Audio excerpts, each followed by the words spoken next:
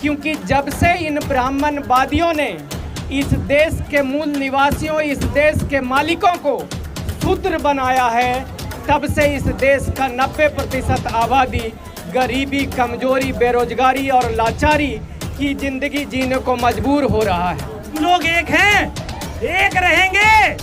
कोई हिंदू मुस्लिम में नहीं बटेगा, सिख बौद्ध में नहीं बटेगा। India that is Bharat. Baba Saheb ने लिख दिया भारतीय संविधान में, तो हम लोग इसको आप अमल में लेकर के आएंगे। अब बटने नहीं देंगे अपने समाज को।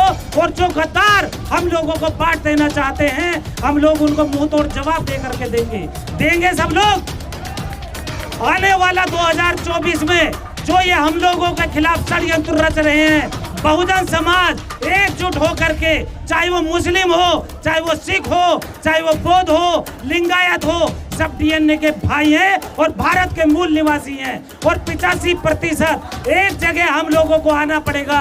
आज मुझे अफसोस हो रहा है कि एक मंच पे हम लोग अलग अलग डिवाइड हो रहे हैं, लेकिन बात करते हैं कि हम लोग एक हैं। आप जितने भी मंच वाले हैं, सब लोगों को एक साथ एक खड़ा होना पड़ेगा, तब जाकर के हमारा भारत और हमारा भारतीय संविधान बच पाएगा।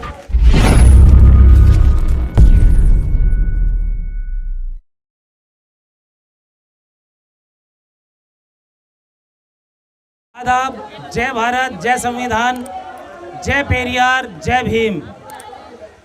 मेरे सम्मानित देशवासियों, मूल निवासियों, आप लोग सुबह से यहाँ पूरी तरीके से वक्त दे रहे हैं। सबसे पहले तो आप लोगों का मैं तहे दिल से शुक्रगुजार हूँ कि हम लोग पाखंडवाद के खिलाफ, अंधविश्वास के खिलाफ एकजुट एक प्लेटफार्म पे आए और जो बाबा रामास्वामी साहब ने, पेरियार साहब ने करके दिखाया, और आज हम उनके विचारों को आगे बढ़ाने के लिए एकजुट हैं। सब लोग दो दो हाथ उठाएं कि हम लोग यहाँ मौजूद हैं, अपनी उपस्थिति दर्ज कराएं। मेरी बहनें कुछ नहीं सुन रही हैं कि अपनी उस उपस्थिति दर्ज कराएं कि हम लोग पाखंडवाद के खिलाफ हैं। आज हम लोग किसके साथ में हैं? जिन्होंने प्रोग्राम कराया वो बधाई के पात्र हैं और अपनी जो बात रखती है बिल्कुल निडर होकर के रखती है। और आप लोगों को, हम लोगों को निडर होना पड़ेगा, तभी जा कर के ये पाखंडवाद के खिलाफ हम लोग खड़े हो पाएंगे।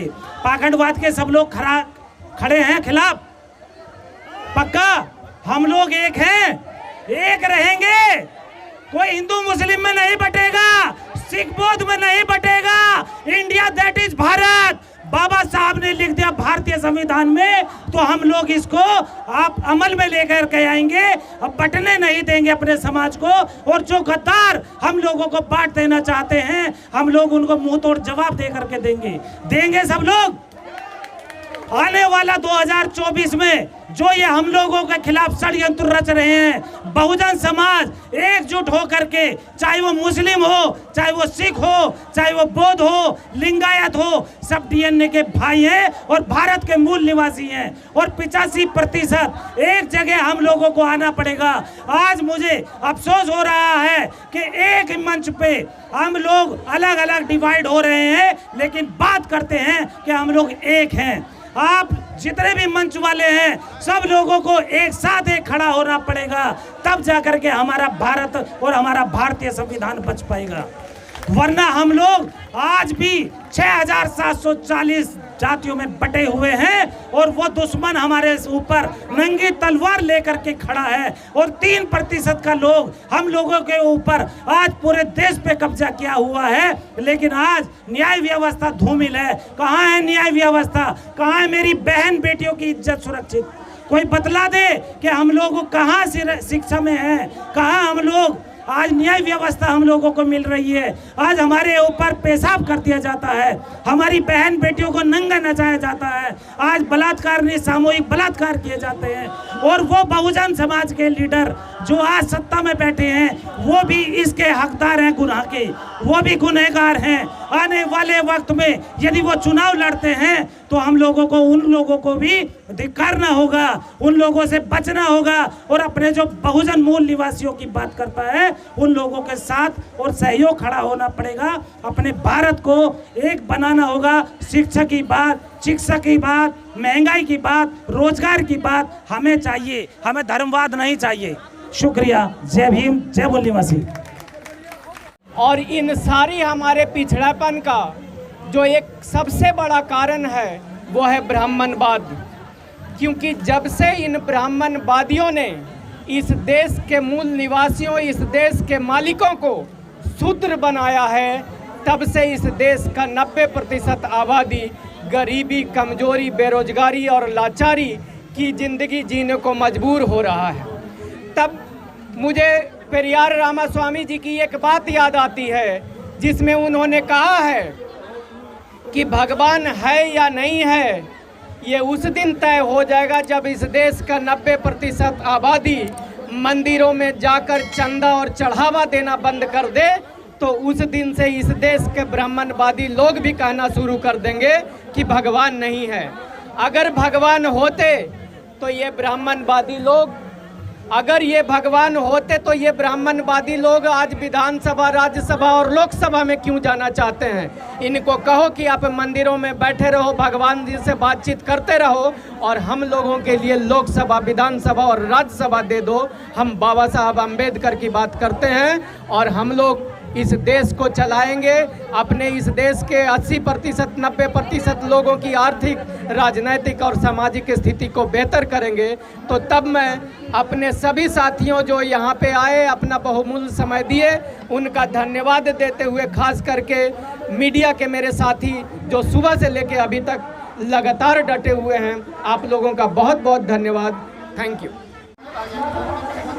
जय भीम। आनंद नहीं आया, आनंद बिल्कुल नहीं आया, क्योंकि जब जय भीम बोलते हैं तो इतने जोर से आवाज आना चाहिए कि डॉक्टर भीमराव अंबेडकर जी भी सुन सके। जय भीम। बहुत बहुत धन्यवाद। हम जहाँ से आए हैं वो जगह स्लम एरिया में कहलाता है।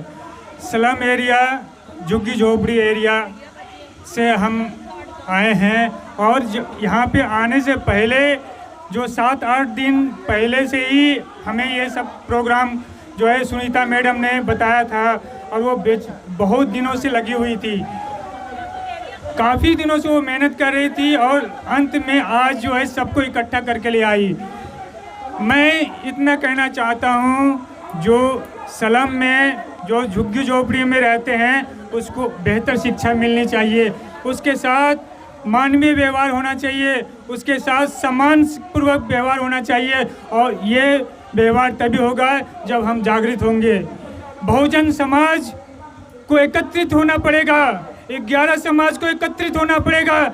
हम बहुत संख्या में हैं, हम चाहें तो कुछ भी कर सकते हैं, हम इस देश का तख्ता पलट भी कर सकते हैं और इस देश को निर्माण भी कर सकते हैं। तो सबसे पहले हम अपने आप को जागृत करेंगे। जागृत करने के लिए हमारे पास क्या होना चाहिए? जागृत करने के लिए हमारे पास यूनिटी होनी चाहिए, एकता होना चाहिए। और एकता मैं देखता हूँ कि सुनीता मैडम बरसों से ये काम कर रही है, न जाने उन्होंने कितनों कैंपों से इकट्ठा करके हमें यहाँ पे बुलाया है। अतः आपसे अनुरोध है कि आप सभी का सहयोग हमें मिलता रहे और इसके